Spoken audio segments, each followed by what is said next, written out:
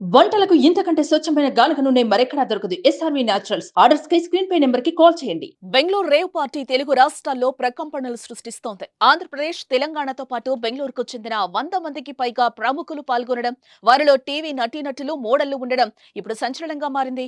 అసలు వీరంతా హైదరాబాద్ వదిలి బెంగళూరులో ఎందుకు పార్టీ చేసుకున్నారు? వారిని రేవంత్ రెడ్డి భయం వెంటాడిందా? అంటే అవుననే మాట వినిపిస్తోంది.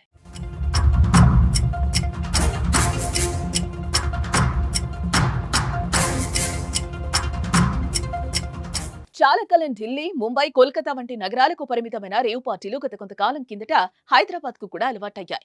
నగర శివార్లలోని ఫామ్ హౌస్లే రేవ్ పార్టీలకు అడ్డాగా మారాయి. కొన్నిసార్లు పోలీసులు రైడ్ చేయటం, పట్టుబడిన వారిలో బడాబాబులు ఉండటం, వారిపై కేసులు నమోదు చేయడం జరిగింది. కానీ గుట్టు చప్పుడు కాకుండా రేవ్ పార్టీలు జరుగుతూనే ఉన్నాయి. అయితే తెలంగాణలో కాంగ్రెస్ గెలిచాక సీఎం రేవంత్ రెడ్డి డ్రగ్స్ వినియోగంపై ప్రత్యేక దృష్టి సారించారు. రాష్ట్రంలో డ్రగ్స్ అనే మాట వినిపిస్తే తాట తీస్తానంటూ హెచ్చరించారు. డ్రగ్స్ వినియోగించినా, విక్రయించినా కఠిన చర్యలు తప్పవని, ఈ కేసులో ఎంత పెద్దవారున్నా వదిలేది లేదని కాస్త గట్టిగానే చెప్పారు.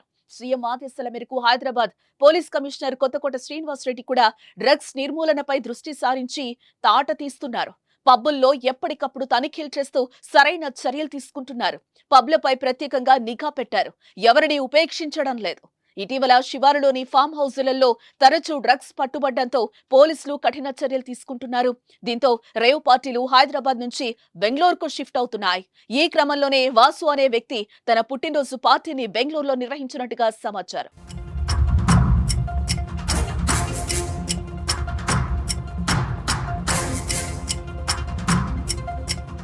వాసు బెంగళూరు ఎలక్ట్రానిక్ సిటీ సమీపంలో రేవ్ పార్టీని ఏర్పాటు చేశారు.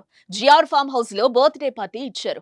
పక్కా సమాచారంతో పార్టీపై పోలీసులు దాడి చేసి పార్టీలో పాల్గొన్న వారిని అరెస్టు చేశారు. రేవ్ పార్టీలో డ్రగ్స్, కొకైన్ లభ్యమయ్యాయి. అలాగే పలువురు నటీనటులతో పాటు ఏపీకి చెందిన ఓ ఎమ్మెల్యే స్టిక్కర్ ఉన్న కారు కూడా ఉండటం చర్చనీయాంశమైంది.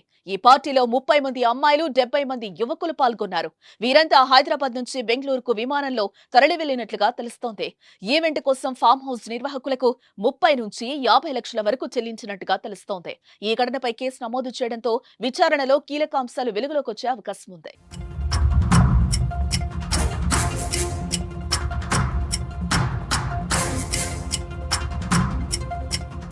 సుమన్ టీవీలో మీ పర్సనల్ అండ్ బిజినెస్ ప్రమోషన్స్ కోసం కింది నెంబర్కి కాంటాక్ట్ చేయండి.